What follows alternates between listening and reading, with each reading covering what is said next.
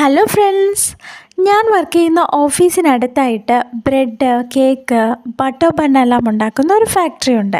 അപ്പോൾ ലഞ്ച് ബ്രേക്കിന് ഞാനും എൻ്റെ ഫ്രണ്ട്സും ചിലപ്പോഴെല്ലാം അവിടെ പോയി ഇതുപോലുള്ള ഐറ്റംസ് എന്തെങ്കിലും വാങ്ങാറുണ്ട് മക്കൾക്കായിട്ട്. അപ്പോൾ ഇന്നവിടെ പോയപ്പോൾ എനിക്ക് ബ്രെഡ് കണ്ടപ്പോൾ ബ്രെഡ് സാൻഡ്വിച്ച് ഉണ്ടാക്കിയാലോ എന്നൊരു ഐഡിയ തോന്നി. അങ്ങനെ ഞാനിന്ന് ബ്രെഡാണ് വാങ്ങിയത്.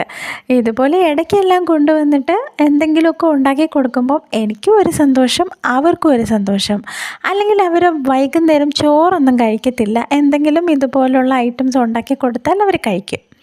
ഇല്ലെങ്കിലും ഓൾറെഡി ചിലപ്പോൾ മാമൻ്റെ വീട്ടിൽ നിന്നോ കുഞ്ഞമ്മയുടെ വീട്ടിൽ നിന്നോ എന്തെങ്കിലും കഴിച്ചിട്ടായിരിക്കും ഇരിക്കുന്നത്. ഞാൻ വരുമ്പോൾ 8:30 മണിയൊക്കെ ആവും. ആ നേരത്തേക്ക് അവരെന്തെങ്കിലുമൊക്കെ കഴിച്ചിട്ടുണ്ടാവും. ചില ദിവസങ്ങളിൽ ഇതുപോലെ ഞാൻ വിളിച്ച് പറയും, ഞാൻ ഇന്ന സാധനം ഉണ്ടാക്കി തരാം, അപ്പോൾ അവരെനിക്ക് വേണ്ടി വെയിറ്റ് ചെയ്യും.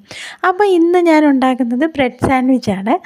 അപ്പോൾ അതിന് വേണ്ടിയിട്ടുള്ള വെജിറ്റബിൾസൊക്കെ ഞാൻ ചേട്ടന് വന്നപ്പോൾ വാങ്ങിയിട്ട് വന്നിട്ടുണ്ടായിരുന്നു.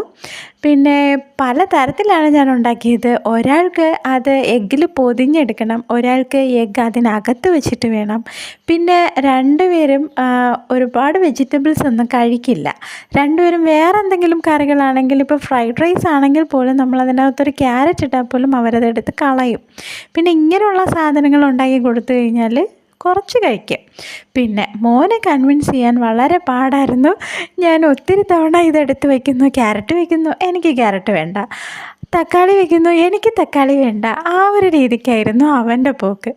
ഞാനും പിന്നെ മാറ്റി വെച്ചു എടുക്കുന്നു, വയ്ക്കുന്നു, അങ്ങനെ കുറേ കൺവിൻസ് ചെയ്തിട്ടാണ് അവൻ എന്തെങ്കിലും ഒന്ന് കഴിക്കാനായിട്ട് തയ്യാറായത്. പിന്നെ അവൻ്റെ ബ്രെഡ് ചുമ്മാ ടോസ്റ്റ് ചെയ്തിട്ട് മുട്ടയും വെച്ച് കൊടുത്താൽ അവൻ കഴിക്കും. പക്ഷേ എൻ്റെ ഉദ്ദേശം അതല്ല, ഈ വെജിറ്റബിൾസ് എന്തെങ്കിലും കൂടെ അവൻ കഴിക്കണം എന്നുള്ളതാണ് എൻ്റെ ഉദ്ദേശം.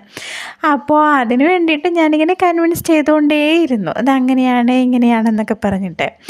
ഓൾറെഡി എനിക്ക് തോന്നുന്നു ഒട്ടുമിക്ക കുട്ടികളും അങ്ങനെ തന്നെ ആയിരിക്കുന്നു. ഇവിടെ എൻ്റെ മോൻ അങ്ങനെയാണ്. അവൻ ഒട്ടുമിക്ക വെജിറ്റബിൾസ് കഴിക്കില്ല, ഫ്രൂട്ട്സ് കഴിക്കില്ല, അങ്ങനെയൊക്കെ. പിന്നെ നമ്മൾ 4 എണ്ണമാണ് ഉണ്ടാക്കിയത്, എല്ലാവർക്കും കൊടുത്തു.